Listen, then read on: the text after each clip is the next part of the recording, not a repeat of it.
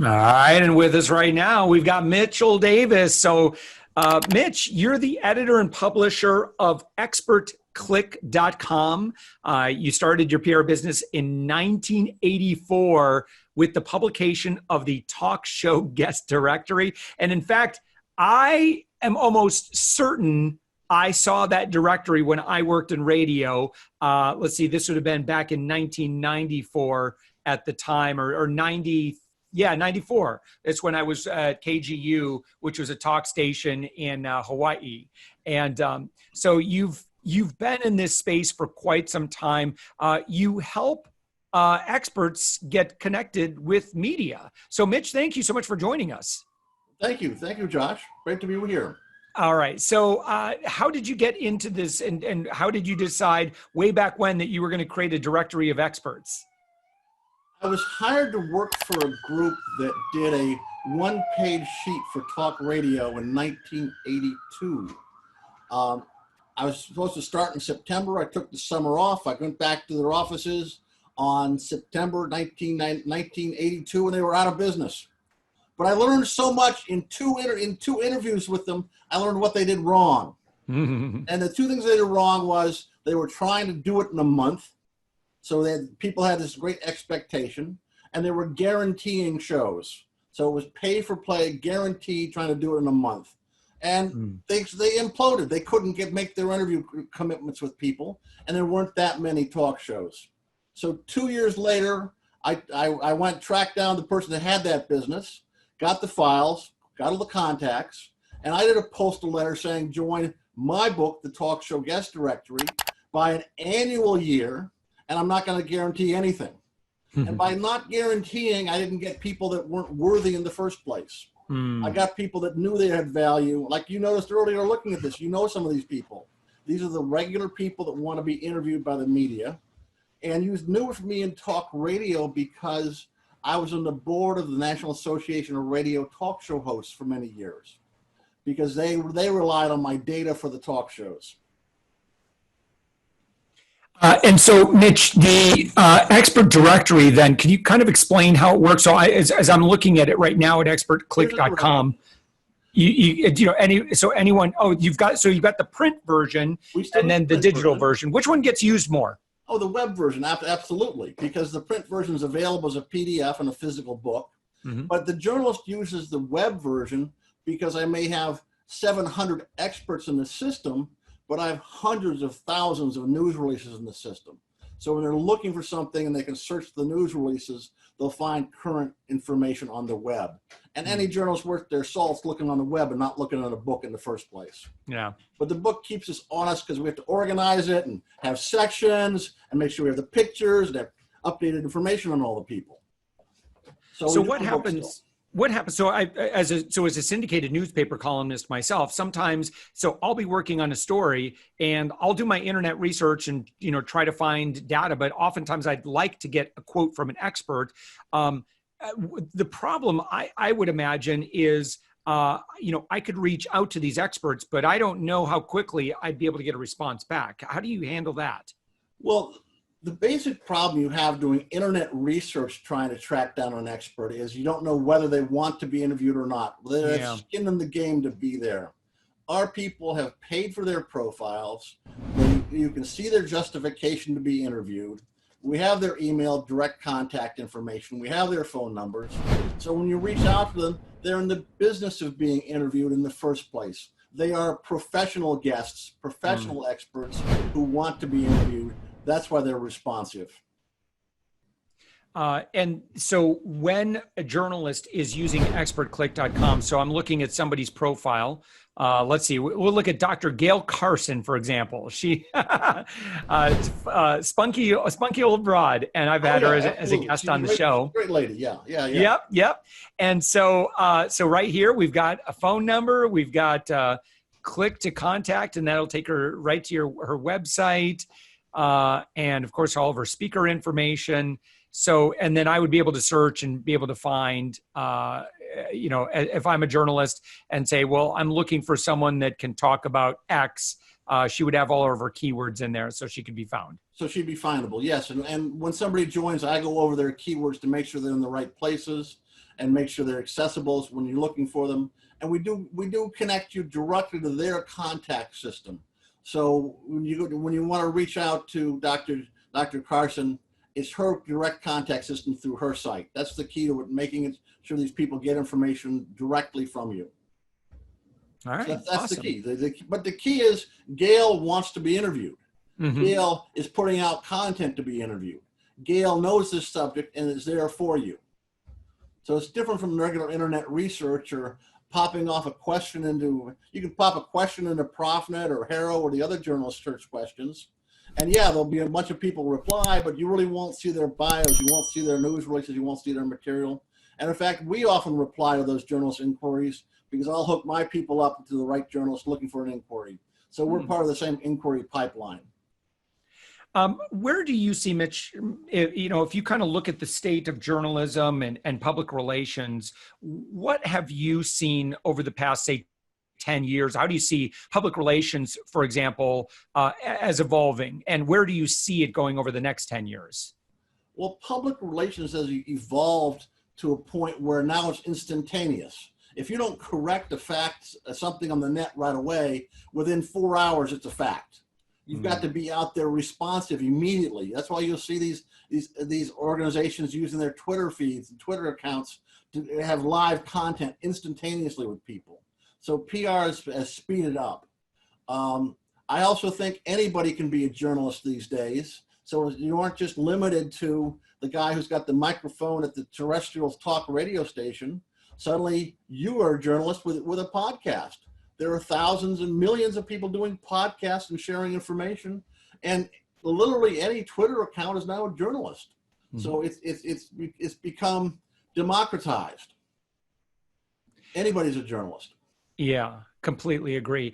So, I mean, is there any way of knowing that if someone becomes a member of ExpertClick, like how many inquiries they can get or will get? Or I would imagine it's quite possible that someone could get no inquiries as a result. Well, you're right. Somebody could get no inquiries. And that's why we look for a year's process. Yes, they send news releases. Yes, they put out content. I know a great majority of the people renew, so we know they get the value they want with that count. I know we put out a daily feed and I'll get talk shows right back to me saying, can I reach this given person? But I know if I put 10 different people in my feed, 2 or 3 of them will get all the inquiries. And 2 or 3 of them will get nothing. Yeah. So there's no way to guarantee somebody. And in fact, I found not having a guarantee is important because it means if it doesn't work, the people no longer pollute your system. Nice. So Mitch, you also work with a lot of speakers. Explain how that side of it works. Well, for many years, we exhibited with the National Speakers Association, and a lot of speakers joined our organization. It came about that another speakers association called the International Platform Association was in the space, and we acquired the International Platform Association to run the Speakers Bureau. So we run our own bureau now, our own speakers association at internationalplatform.org, and we invite speakers to join free of charge if they're a bona fide speaker. They have to have a speaker website, they have to have speaker videos, they have to be real. Then they can join our bureau, and we're able to get them gigs, and we take 20% on the gig. But the beauty is, because we have speakers on one side, experts on the other side, and nonprofits on the third side, we typically have somebody when journalists looking for them or the meeting planners looking for them. And that's why we sponsored the International Platform Association. And it's got a great history. It goes back to 1831, founded by Daniel Webster. You know, it's just, you can't go be longer than that. It's one of the oldest associations in America. So, and how, I'm sorry, Mitch, so I understand. So if I'm a speaker, how do I use that platform? You go to internationalplatform.org. As a speaker, you can register free of charge, create a platform profile. You're able to share that platform profile, and it has your image, it has your photos, it has your bios, it has your social media, it has your YouTube. You get a landing page at the International Platform Association to show you're available as a speaker. And that's free of charge. But some of those people that could join as speakers upgrade to get all the expert benefits too. And so if you were a speaker and you wanted to grow your speaking business, and you've been in this world for quite a while, like what would you be doing today? If I was a speaker wanting to get business, I'd be realizing that business comes from four features: speak, train, coach, consult. And the speaker, the expert, the spokesperson who understands those four features, speaking, training, coaching, consulting, is able to find work in a crossover between all those places. So there's no longer just a speaker. The speaker does consulting and makes money as a consultant. The consultant uses speaking to get more consulting gigs. The speaker can be a trainer to train people how to do things. Mm-hmm. Those four things are the key to what you're doing, and you have to think, where's your presence in all four of those things? And the fifth seems to be being an author, but people don't make money with their books anymore. Their books are their credentials that get them more speaking, training, coaching, and consulting offers, because that's where the money's become in doing the coaching, because the coaching you can do right here on the video with the Zoom. The consulting you can do at a distance. Speaking is getting beaten up right now with people losing their speaking gigs. Right. And a lot of these speaking gigs are going to these webinars, and you're wondering, well, how can you make $20,000 for a keynote speech if you're stuck on video? You can't. So you've got to make your money on the consulting, on the training, and the coaching. And the diversified expert can do all those four things, and they use their media presence to be found on when people are looking for those topics. And that's the key. You've got to be more than just a speaker. And also, I guess, while we're in the vein of giving good advice, if someone considered themselves to be an expert and they'd like to get more media coverage, what are your biggest recommendations for them? They've got to define themselves for search engine optimization with a 2 or 3 or 4 word phrase. They've got to make sure they are the needle in the haystack when people are looking for that given thing. Adam Armbruster is one of my clients. He's a television advertising expert. We're able to get him top of Google results on television advertising expert. Robert Siciliano is an identity theft expert. He uses our system to max out on those 3 keywords, so he shows up in SEO on those 3 keywords. So you want to be found on those keywords. You have to subscribe to the journalist question systems like Haro and Profnet and read all those questions and try to respond to them. They're a tough battle because so many people are responding to those questions. Right. And we respond to those questions too. But one of the things you want to look at in reading those journalist questions is they tell you what everybody's thinking. They give you ideas on what you should be sending as news releases.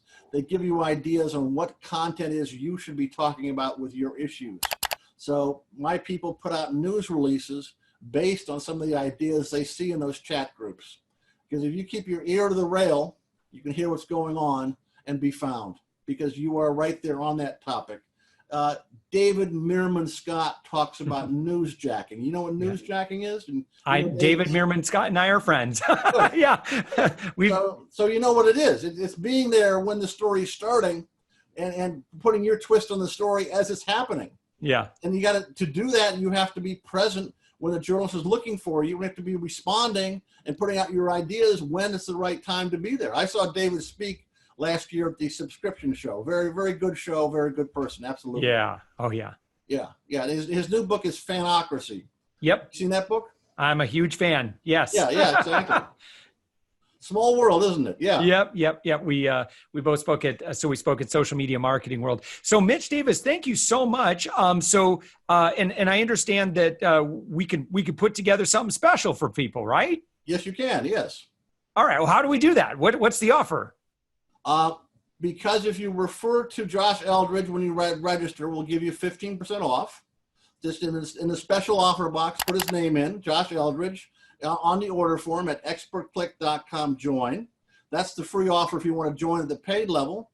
If you're a speaker and you want to join the Speakers Bureau, go to internationalplatform.org. That's free, but we're going to vet you to make sure you really are a speaker, you really do a video, you really do have a website, because we know our journalists and meeting planners want us to do the vetting. That's the big key we do, is find people that really do want to participate and be parts of things. So those are the two sites, expertclick.com and internationalplatform.org. Thank you, Josh. Yeah, Mitch Davis, thank you so much. Again, I really, really appreciate your time and appreciate your wisdom. You've been in this space for quite a while. So thank you so much for joining us. Thank you, sir.